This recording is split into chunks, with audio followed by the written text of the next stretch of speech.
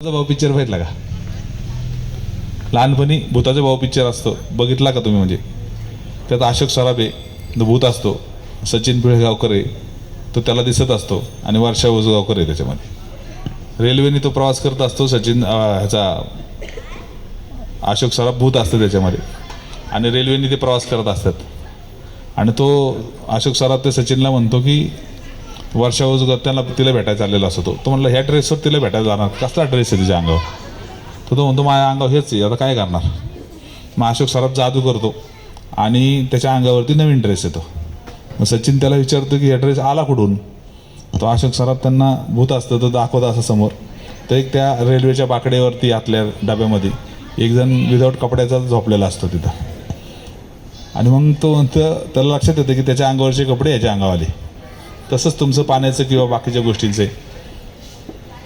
आणि ते अशोक सराफ शेवटचं डोळ्याला काय मारतो, उत्तर काय देतो त्याचं, की त्याचे कपडे याच्या अंगावर आलेले असतात. तेव्हा अशोक सराफ म्हणतो की एखाद्या ठिकाणी चढ झालेला असेल तर कुठंतरी खड्डा झालेला असतो. म्हणजे काय, जर तुम्ही पाणी मागितलं तर कुठंतरी चोरून पाणी इकडे दिलं गेलं, तिकडे खड्डा पडतो, इकडे चढ होतो, नंतर इकडे खड्डा पडतो, तिकडे चढ होतो. त्याच्यामुळं आपण गावकरी म्हणून सगळे एकत्र आलो पाहिजे आणि आपल्या गावाकरता पाणी मागितलं पाहिजे. आणि मग गावाची जर कॅपॅसिटी वाढवून मिळाली आपल्याला तर त्या ठिकाणी सगळा विषय संपत असतो आणि त्याचं प्लॅनिंग ही महानगरपालिका करत असते. आता 24/7चं प्लॅनिंग चाललं आहे, तर आपल्या टाक्या कुठं होणार आहे, कसं पाणी मिळणार आहे, कसं 24/7च्या लाईनी हाताळल्या जाणार आहे, त्याचा थोडासा अभ्यास किंवा त्याचा डेमो, त्याचा अहवाल तुमच्यामध्ये सोसायट्यांमध्ये आपण पसरू आणि किती दिवसात ते काम होणार आहे ह्याचं पण करू. कारण का पर मानसी 600 ते 700 लिटर पाणी तुमच्या टाकीमध्ये पडणं ही तुमचा अधिकार आहे. परंतु ते पडतं का? तर नाही पडत आणि त्याचा तुम्ही टॅक्स भरताय. ग्रामपंचायतीमध्ये जेव्हा तुम्ही होते त्यावेळेला 4 प्रकारचा टॅक्स असायचा, सिंगल 4 प्रकारचा, कचरा, लाईट, पाणी वगैरे असं. जेव्हा तुम्ही महानगरपालिकेत गेलात तेव्हा 18 प्रकारचा टॅक्स चालू झाला तुम्हाला. म्हणजे तुम्हाला 18 प्रकारच्या ॲम्युनिटीज मिळाल्याच पाहिजे. पण मिळतात का? तर नाही मिळत आहे. त्याला कारणीभूत कोण आहे? तुमचे प्रतिनिधी. जे प्रतिनिधी जर तुम्हाला वेळ देऊ शकत नसतील आणि त्यांना माहिती आहे की आम्हाला अमुक चिन्ह आम्हाला मिळालं तर आम्ही निवडून येतो आहे, आमची कॅपेबिलिटी बघतच नाही, लोक चिन्ह बघून मतदान करतात, त्याचे कुठल्या पार्टीचं आहे कुठल्या पक्षाचं आहे बघून मतदान करतात आणि त्याच्यामुळं आपलं जे फ्युचर आहे ते खूप धोक्यात आलं आहे. कारण का 10-15 वर्ष जर तुम्ही बघितले असताल की आपला सगळा परिसर जेवढा स्पीडने वाढायला पाहिजे होता किंवा जेवढे निर्णय पटापटा घ्यायला पाहिजे होते ते घेतले गेले नाहीत. आज तुम्ही वारजात बघा, अजून वाढलं तरी देखील पाणी पुरणार आहे का? तर वारजे फिल्ट्रेशन प्लॅन्ट 1, 2 आणि 3 हे तिन्ही प्रकल्प आपण पूर्ण केले. 90 लाख लिटरची 90 लाख दशलक्ष लिटरची टाकी आपण त्या ठिकाणी बांधली आणि तुम्ही जर बघितलं असेल तर त्या ठिकाणी साठवणूक टाकीसुद्धा आपण बांधली. 24/7च्या 3-4 टाक्या आपल्या तिथं बांधून पूर्ण झाल्या. त्याच्यामुळे पाण्याच्या बाबतीमध्ये तर आम्ही त्या ठिकाणी वारजं बाहेर काढून टाकलं. एकदम पाण्याचा प्रॉब्लेम संपला. एकदम चढाला कुठल्या एखादी सोसायटी असेल तर तिथला वॉल ऑपरेटिंगवरतीच काय प्रॉब्लेम येत असेल तर, नाही तर 99% प्रॉब्लेम संपवला. आमच्या इथे सर्व्हिस रोड आहेत, तुम्ही पाहिले का? कॉर्पोरेशनचे सर्व्हिस आहेत, हायवेचे नाहीत. इथं आलं तर हायवेच्या सर्व्हिस रोडमधून आत यायला लागतं. कॉर्पोरेशनचे सर्व्हिस रोड कुठे आहेत? आणि तुम्हाला त्याचं गणित सांगतो. हायवे जो आहे ना आपला, हा याच्यावरती स्पीड जे लिमिट आहे ते 80 ते 100 आहे. खालचं स्पीड लिमिट आहे ते 80 ते 60 आहे खाली. आणि हायवेच्या कॉर्पोरेशनच्या सर्व्हिस रोडचं 40 ते 60 असतं. 20-20चा फरक आहे बघा.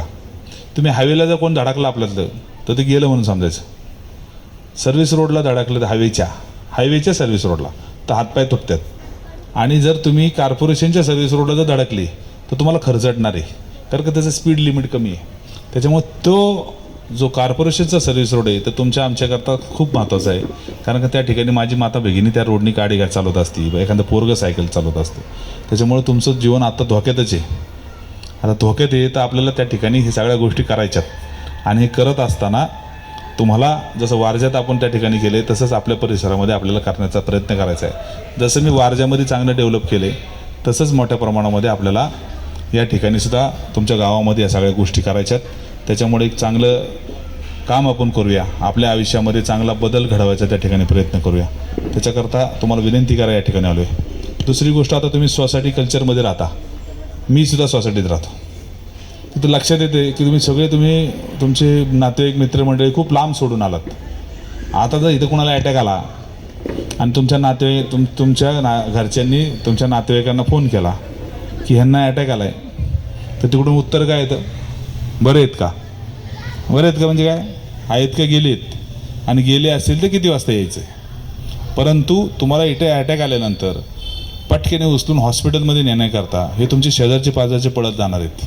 त्याच्यामुळं तुमचे नातेवाईक तुमचा जीव वाचवायला कोणी येणार नाही, तुमचे शेजारचे पाजारचेच तुमचा जीव वाचवणार आहे. त्याच्यामुळे आज तुम्ही त्याला उचलून नेलं, उद्या तो तुम्हाला उचलून नेणार आहे.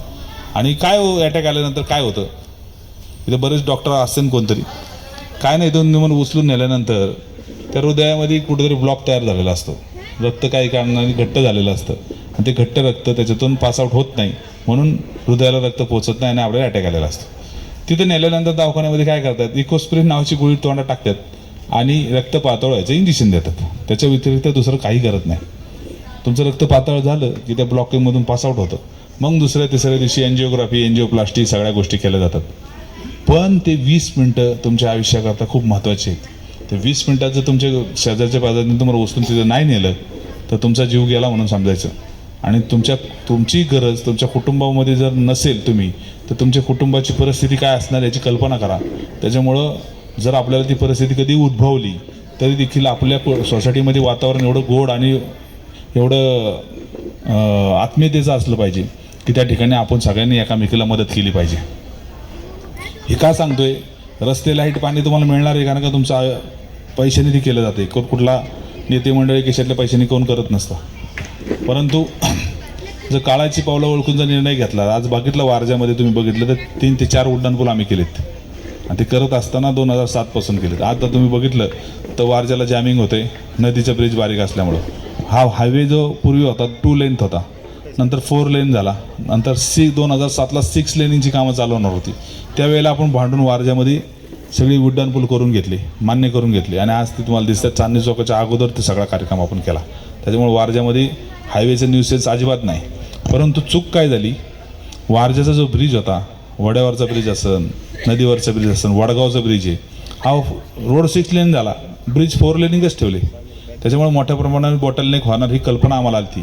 चांदणी चौकाचं काम चालू झालं होतं. मग आम्ही गडकरी साहेबांना भेटलो 2014 साली सुप्रियाताईंना मी, आणि त्यांना हे दाखवल्यानंतर गडकरी साहेबांनी सांगितलं अधिकाऱ्यांना की ही बाबा तुमची चूक झाली, आता ही दुरुस्त करायची असेल तर पुढे आपल्याला काम करायला लागणार आहे. म्हणून तुम्ही जर आता बघितलं असेल तर आता त्या वारजेच्या नदीवरच्या ब्रिजला दोन्ही बाजूला 3-3 लेन चालू होतात काम, आणि दोन्ही बाजूला 3-3 लेन करत आपण नदी क्रॉस करतोय. हायवेच्या दोन्ही बाजूला 3-3 लेन नवीन वाढवतोय. परत सिटीपाशी सुद्धा हायवेला 2-3 लेन वाढवतोय आणि तो संपूर्ण रस्ता हायवेचा तो सिंहगड रोडला येऊन जॉईन करतोय. म्हणजे सिंहगड रोडला 6 लेन एक जाणाऱ्या पुढच्या येणाऱ्या अशा 6 लेन सिंहगड रोडला येऊन जॉईंट होणार आहेत. त्याच्यामुळे हे जे बॉटलनेक होते ते पूर्णपणे आता ह्या 1-1.5 वर्षामध्ये आपण संपवतोय. गडकरी साहेबांनी आपल्याला खूप मदत केली त्या कामामध्ये आणि आता ते कामसुद्धा त्या ठिकाणी चालू झालं आहे.